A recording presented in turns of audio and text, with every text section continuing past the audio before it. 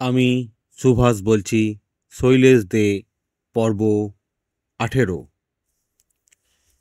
দিনের পর রাত্রি, আবার রাত্রি এক সময় হারিয়ে যায় নতুন দিনের সমারোহে। অবশেষে একদিন বিচারপতি গার্লিক তার রায় জানালেন। মামলার ফল যে কী দাঁড়াবে সে বিষয়ে অবশ্য কারো মনেই কোনো সন্দেহ ছিল না। তবু সেদিন প্রতিটা বাঙালি, প্রতিটা পরাধীন মানুষের একমাত্র কামনা ছিল দীনেশকে যেন চরম সাজা না দেওয়া হয়।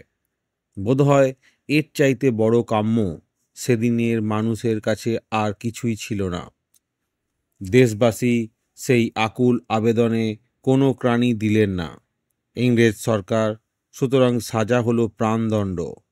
এবার প্রিভি কাউন্সিল থেকে হুকুমটা এসে গেলেই হয়। সঙ্গে সঙ্গে ঝড় উঠল গোটা বাংলাদেশে, দুরন্ত ঝড়। এ আদেশ আমরা মানব না। দীনেশ আমাদের জাতীয় বীর, তাঁর প্রতি এই অন্যায় আদেশ আমরা কিছুতেই বরদাস্ত করব না। জাতির ভাষার রূপ পেল বিপ্লবী নায়িকা বিমল প্রভা দেবীর কণ্ঠে। পার্কে পার্কে, সভায় সমিতিতে, মনুমেন্টের তলায় প্রকাশ্যেই তিনি আহ্বান জানালেন তরুণ সমাজকে। বাংলার তরুণ, ভারতের তরুণ, সাম্রাজ্যবাদী ইংরেজের হস্তে তোমাদের মজ্জায় মজ্জায়, রক্তের রক্ত, ওই বীর সাধকের মৃত্যু তোমরা ক্লিবের মতো সহ্য করো না। দুর্বার কণ্ঠে জানাও যে দীনেশের মৃত্যুদণ্ড আমরা সহ্য করব না। দীনেশ দীর্ঘজীবী হোক। সাড়া দিল গোটা বাংলাদেশ, সাড়া দিল লক্ষ লক্ষ, কোটি কোটি নিপীড়িত মানুষ। আমরা সহ্য করব না। দীনেশের মৃত্যুদণ্ড আমরা কিছুতেই সহ্য করব না। বিশেষভাবে সাড়া দিল দীনেশের হাতে গড়া মেদিনীপুর। তাদের সাফ জবাব, আমরা বদলা নেব। একেবারে মেদিনীপুর থেকে ঝাড়ে বংশে নিশ্চিহ্ন করে দেব ওই রক্তচোষা জাতকে। দীনেশ নিশ্চিন্ত, নির্বিকার। সেলের নির্জন কক্ষে অধিকাংশ সময়ই তার কাটতে লাগলো গীতা আর রবীন্দ্র কাব্য নিয়ে। শুধু পড়া আর পড়া। দুদিন বাদে পৃথিবী থেকে বিদায় নিতে হবে, তার আগে যতটা জ্ঞানার্জন করে নিতে পারা যায়। মাঝে মাঝে ক্লান্তি আসে, ইচ্ছা করেই তখন তিনি দৃষ্টিটা ছড়িয়ে দেন বাইরের দিকে, পাঁচিল পেরিয়ে আকাশের দূর দিগন্তে। আর কোনো কাজ নেই, কেবল অপেক্ষা। শেষ বিদায়ের আগে কয়েকটা অলস মন্থর দিন, সেগুলো পার হবার জন্য এক ক্লান্তিকর প্রতীক্ষা। পৃথিবী কারো মুখ চেয়ে তার চলার গতি বন্ধ রাখে না। অবশেষে এলো সেই 1931 সালের 6ই জুলাই। সকাল থেকে আলিপুর জেলে সেদিন সাজ সাজ রব। প্রিভি কাউন্সিলের দীনেশের দণ্ডাজ্ঞা বহাল রেখেছে। কাল ভোরে তাঁর ফাঁসি, তার উপর থেকে নির্দেশ এসে গেছে। আর দেরি নয়, কালই। প্রস্তুতি পর্ব সমাপ্ত। ম্যানিলা রজ্জুতে মোম মাখানো হয়ে গেছে। 1.5 গুণ ওজনের বালির বস্তা ঝুলিয়ে পরীক্ষার পালাও শেষ। এখন শুধু অপেক্ষা মাত্র। দীনেশ তেমনি নিশ্চিন্ত, নির্বিকার। মৃত্যুকে তিনি বরাবর মৃত্যুরূপেই দেখে এসেছেন, তাই এসব উদ্যোগ আয়োজন তার কাছে একটা ছেলে কালা ছাড়া আর কিছুই নয়। সন্ধ্যা তখন হয়, পশ্চিম আকাশ লালে লাল। ঘুলঘুলির ফাঁক দিয়ে কখন এক ফালি রশ্মি এসে ছড়িয়ে পড়েছে কন্ডেমড সেলের অভ্যন্তরে। অপলক দৃষ্টিতে তাকিয়ে থাকতে থাকতে সহসা দীনেশের সারা মন ভরে উঠল এক অপার্থিব আনন্দের হিল্লোলে। রশ্মিটুকু গায়ে মেখে নিয়ে তারপরেই তিনি সুর তুললেন তন্ময় হয়ে।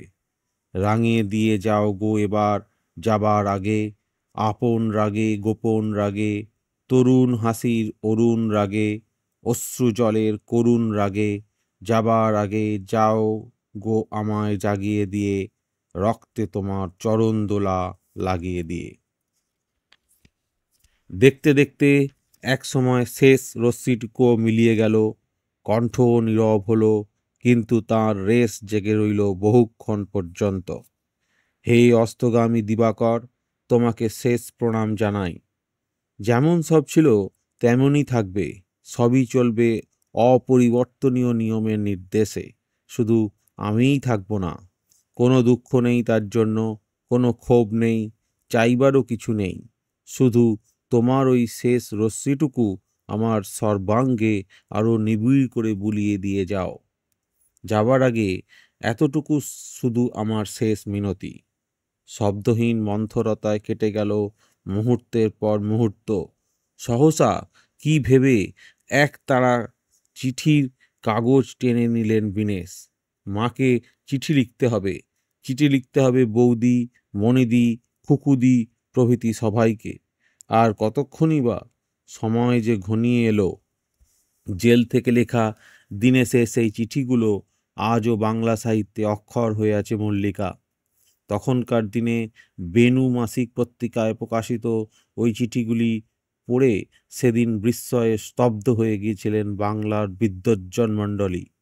মাত্র ২০ বছরের একটি যুবকের পক্ষে এতটা পরিণতি কি করে সম্ভব? এ যে অবিশ্বাস্য। শুধু তাই নয়, মনে রেখো, এই চিঠিগুলি পড়তে পড়তে সেদিন অনেক জলই ঝরেছিল একটি মানুষের দু চোখ দিয়ে। পড়া শেষ করে রুদ্ধস্বরে মাত্র একটি কথাই তিনি বলতে পেরেছিলেন, এ তো চিঠি নয়, এ যে মূল্যবান জীবন দর্শন। মানুষটি কে যেন? স্বয়ং সুভাষচন্দ্র। চিঠিগুলি তুমি মন দিয়ে শোনো, বারবার শোনো, শুনে বিচার করো। তারপর নিজেকেই প্রশ্ন করো যে সেদিন পরাধীন দেশের একটি ২০ বছরের ছেলে তাঁর চিন্তাধারার মধ্যে যে বলিষ্ঠ স্বাক্ষর রেখেছিলেন, আজকের এই স্বাধীন দেশের তরুণ তরুণীদের কাছ থেকে তার সামান্য ছিটেফোঁটাও আশাই করা যায় কি? যাক, কয়েকটি চিঠি আমি তোমার সামনে তুলে ধরছি। আলিপুর সেন্ট্রাল জেল, ২রা ফেব্রুয়ারি ১৯৩১, রবিবার। স্নেহের বেল্টু ভাই, কিছুদিন আগে একটা গান শুনেছিলাম, আজ তার পদগুলো বারে বারে মনে পড়ছে। আমার দিন ফুরালো ব্যাকুল বাদল সাঁঝে, গহন মেঘের নিবিড় ধারার মাঝে, কোন দূরের মানুষ যেন এলো আজ কাছে, তিমির আড়ালে নীরবে দাঁড়ায়ে আছে, বুকে দোলে তার বিরহ ব্যথার মালা, গোপন মিলন অমৃত গন্ধ ঢালা, মনে হয় তার চরণের ধ্বনি জানি, হার মানি তার অজানা জনের সাজে। শীতের কুজ্ঝটিকার সঙ্গে সঙ্গে আমার দিনও ফুরিয়ে এলো, আমায় ভুলো না ভাই। শীতের পুনরাগমনের সঙ্গে আমিও তোমাদের মধ্যে ফিরে আসব। উত্তরে বাতাসের পরশ মেলে মনে করো আমি এসেছি তোমাদের আলিঙ্গন করতে, তোমাদের ভালোবাসা কুড়িয়ে নিতে। দাদা। আলিপুর সেন্ট্রাল জেল, ৩০শে মার্চ ১৯৩১, রবিবার, কলিকাতা। শ্রীচরণেষু। বৌদি, গতকল্য তোমার চিঠিখানা পাইলাম। আজ মা ও দাদা আসিয়াছিলেন। দাদার কাছে শুনিলাম আমার ফাঁসির হুকুমই বহাল রহিয়াছে। বৌদি, এ জন্মের মতো তোমাদের কাছ হইতে বিদায় চাহিতেছি। জানি বিদায় দিতে তোমাদের বুক ভাঙিয়া যাইবে, কিন্তু কি করিব, বিদায় যে লইতেই হইবে। অনেক দিনের কথাই মনে পড়িতেছে। সেই যেদিন তোমাকে আমার বৌদি রূপে পাইলাম, সেদিন হইতে আজ পর্যন্ত সমস্ত কথাই আমার চোখের সম্মুখে যেন ভাসিয়া বেড়াইতেছে। তোমাকে আমার ১০ বৎসর বয়স হইতেই ২০ বৎসর বয়স পর্যন্ত অনেক যন্ত্রণাই দিয়া আসিয়াছি। সমস্তই তুমি স্নেহের অত্যাচার রূপে হাসি মুখে সহ্য করিয়া আসিয়াছ, কখনো বিরক্ত হও নাই, কখনো মুখ ভার করিয়া থাকো নাই। চিরকালই অসুখে তোমার হাতের বার্লি, আহারে তোমার হাতের রান্না আমার সবচেয়ে ভালো লাগিয়াছে, তাহা তুমি জানো। তুমি আমাকে কেন, আমাদের সকলকেই তোমার একান্ত আন্তরিক ভালোবাসা দ্বারা জয় করিয়াছিলে। সেদিন পর্যন্ত আমার যদি অনেক টাকা হয়, তবে তোমাকে কি কি প্রিয় জিনিস আমি তোমায় উপহার দিব, সেই সম্বন্ধে নানা উদ্ভট কল্পনা মনে মনে করিয়াছি। যাক, ভগবান জন্ম জন্মান্তরে তোমার মতো বৌদি যেন আমায় পাওয়াইয়া দেন, এই প্রার্থনা। কিসে তোমাদের মনে শান্তি আসিতে পারে, তুমি তাহার উপায় আমাকে জিজ্ঞাসা করিয়াছ। আমি কি তাহা বলিতে পারি।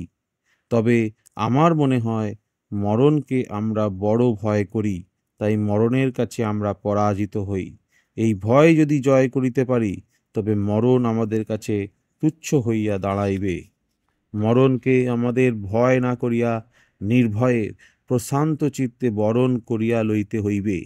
মরণকে ভয় করিলে ধর্মের প্রধান সোপানই যে আমরা উত্তীর্ণ হইতে পারিব না। আমরা জানি মরণ আমাদের হয় না, হয় এই নশ্বর দেহের। আত্মা অবিনশ্বর, আমি সেই আত্মাই আমি, আর সেই আত্মাই ভগবান।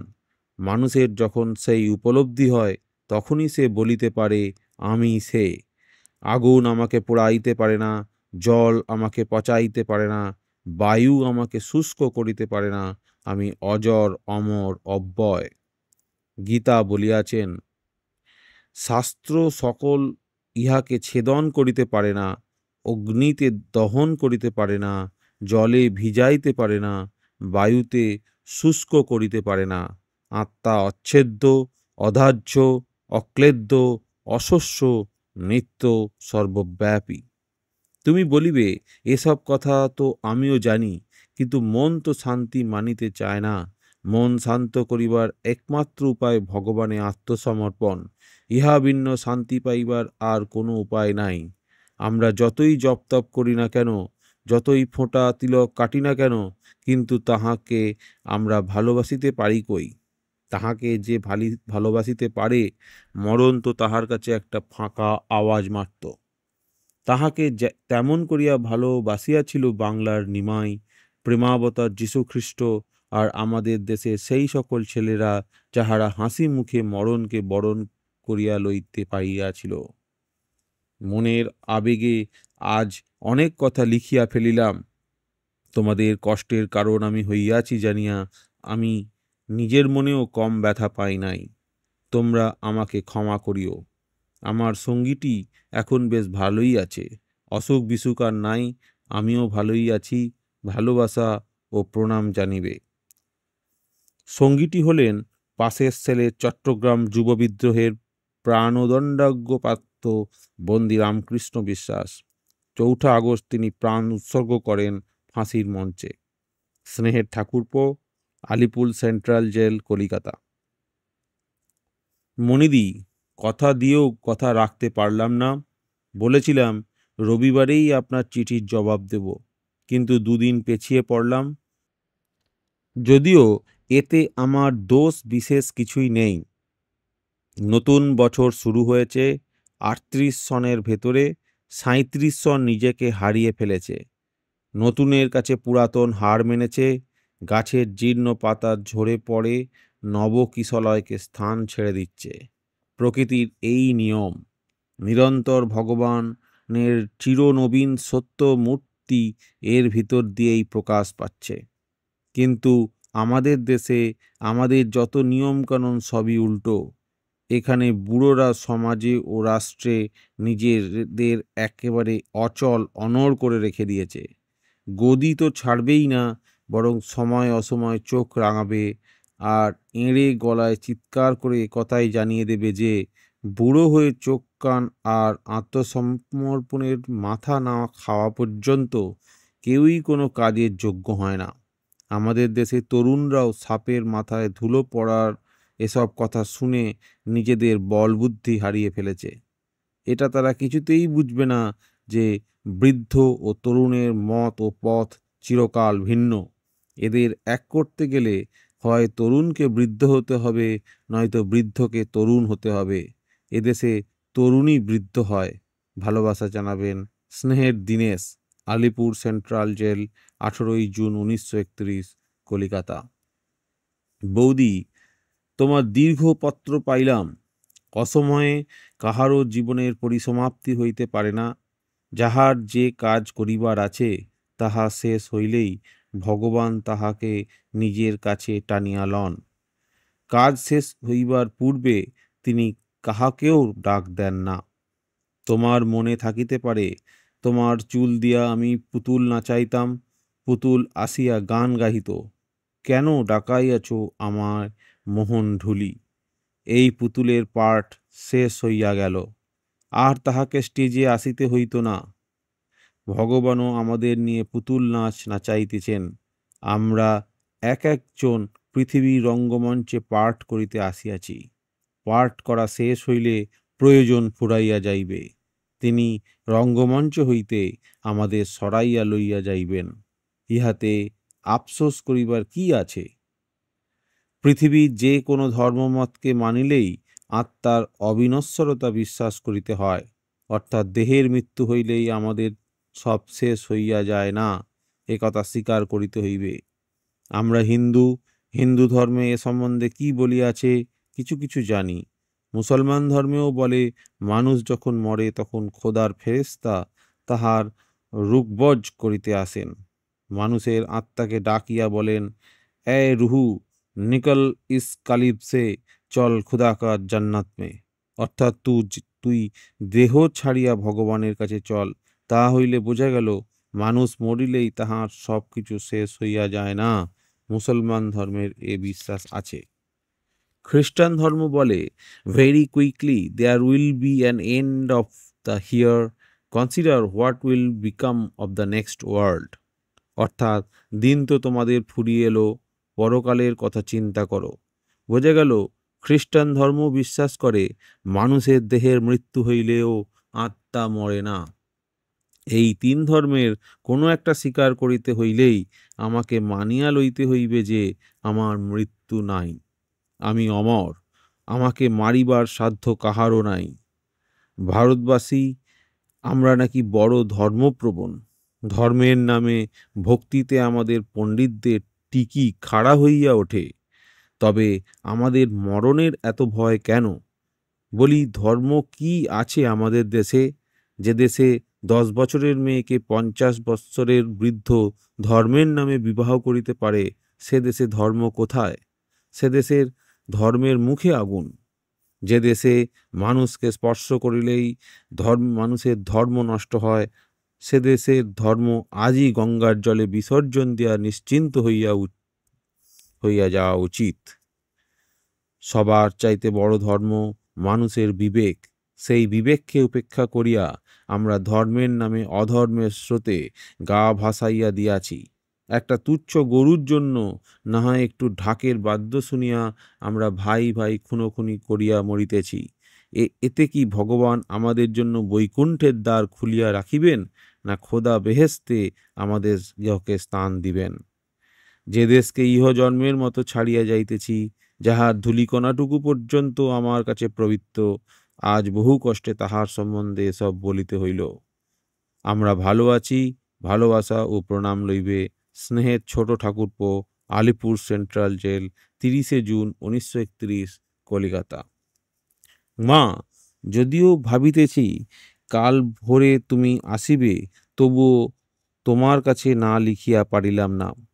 তুমি হয়তো ভাবিতেছ, ভগবানের কাছে এত প্রার্থনা করিলাম, তবুও তিনি শুনিলেন না।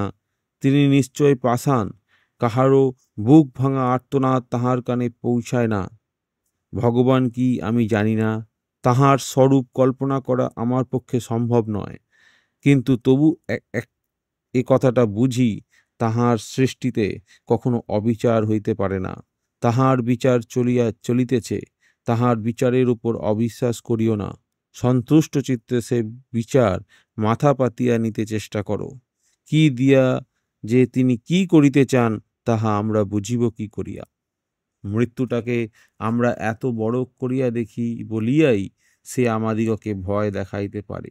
এ যেন ছোট ছেলের মিথ্যা জুজুবুড়ির ভয়। যে মরণকে একদিন সকলেরই বরণ করিয়া লইতে হইবে, সে আমাদের হিসাবে 2 দিন আগে আসিল বলিয়াই কি আমাদের এত বিক্ষোভ, এত চাঞ্চল্য? যে খবর না দিয়া আসিত, সে খবর দিয়া আসিল বলিয়াই কি আমরা তাহাকে পরম শত্রু মনে করিব? ভুল, ভুল। মৃত্যু মিত্ররূপেই আমাদের কাছে দেখা দিয়াছে। আমার ভালোবাসা ও প্রণাম জানিবে। তোমার Nasu, Alipur central jail, 30 June 1931, Calcutta. খুকুদি, তোমার চিঠি পেলাম। মানুষ কোনো কাজই করতে পারে না, আনন্দিত মনে যদি না সেই কাজটাকে সে ভালোবাসে। সংসারী ব্যক্তি সংসারের জন্য দিনরাত খেটে যাচ্ছে কেন? সংসারকে সে ভালোবাসে তাই। সন্ন্যাসী কেন দুঃখ কষ্ট সহ্য করছে? সৎকে সে ভালোবাসে, তাই সৎকে পাবার জন্য এই প্রচেষ্টা। ভালোবাসা পৃথিবীতে সবচেয়ে বড় জিনিস। যে যাকে ভালোবাসে তার জন্য প্রাণ দিতেও কি সে কুণ্ঠিত হয় কখনো? মানুষের বড় বড় কাজ দেখে আমরা অপরিসীম বিস্ময়ে হতবাক হয়ে থাকি। ভাবি, এ কাজ সে করলো কি করে? কিন্তু মূল খুঁজলে পাওয়া যাবে ভালোবাসার প্রসবন। তারই সরস রসে সিঞ্চিত হয়ে মানুষ দিতে পারে হাসি মুখে আত্মবিসর্জন। কঠিন কাজ হয়ে পড়ে অতি সোজা। ভালোবাসা হিসেব জানে না, বেহিসেবে উছলে পড়াই তার স্বভাব। আপনাকে বিলিয়ে দিতে যে চায়, প্রতিদানে ভিক্ষার কণা পাবার দুর্বুদ্ধি তার নেই। তাই সে সুন্দর, অতুলনীয়, দিয়েই যায় সে, নেয় না কখনো। আমাদের সবচেয়ে মুশকিল হলো কি জানো? আমাদের ভালোবাসার গণ্ডি বড় সংকীর্ণ, বড়ই অল্প পরিসর। একে বড় করতে হবে। পারবে না? ভালোবাসার সাধনা করতে হয়। স্বার্থত্যাগ সে সাধনার প্রথম কথা। স্বার্থ আমাদের বড় জড়িয়ে ধরে, তাই কিছু করতে পারি না। পারবো, আমরা সব পারবো। যার কাছে গিয়ে ভালোবাসা আপন উৎস খুঁজে পায়, তিনি আমাদের হৃদয়ে উৎসারিত ভালোবাসা দেবেন। সে ভালোবাসা তাকেই উৎসর্গ করে ধন্য হয়। ভালোবাসা ও প্রণাম জানিবে স্নেহের নসু। মনিদি, ভগবানের আশিস যারা পায়, অশেষ দুঃখ জোটে তাদেরই কপালে। সে দুঃখের মালা গলায় পরাবার সৌভাগ্য ও শক্তি কজনের হয় জানি না, তবে যার হয় তার জীবন পরম সার্থকতায় পরিপূর্ণ হয়ে ওঠে। ভগবান যাকে আসল কাজের জন্য বেছে নেন, তার সুখ সম্পদ সবকিছু দেন ধুলোয় লুটিয়ে, করেন তাকে পথের ভিখারি, রিক্ত কাঙাল। সে মালা কি সহজ? এ তো মালা নয় গো, এ যে তোমার তরবারি। জ্বলে ওঠে আগুন যেন বজ্রসম ভারী, এ তো তোমার তরবারি। এ জীবনে সুখ পাওয়া বড় কথা হতে পারে, কিন্তু দুঃখ পাওয়া তার চেয়েও বড়। সুখ ভোগ করতে পারে সকলেই, কিন্তু স্বেচ্ছায় দুঃখের বোঝা নিতে পারে কজন? শক্তির উৎস তিনি, যাকে তিনি তার কাজের ভার দেন। সে ভার বহন করবার শক্তিও তাকে অযাচিতভাবে দান করেন তিনিই। নইলে সাধ্য কি তার যে সে গুরুভার এক মুহূর্ত সে সহ্য করে? যার প্রাণ আছে, শ্রেয়কে বরণ করবার জন্য যার কাছে শ্রদ্ধা আছে, সে কি কখনো তার মহাসংখ্যের আহ্বান শুনে স্থির থাকতে পারে?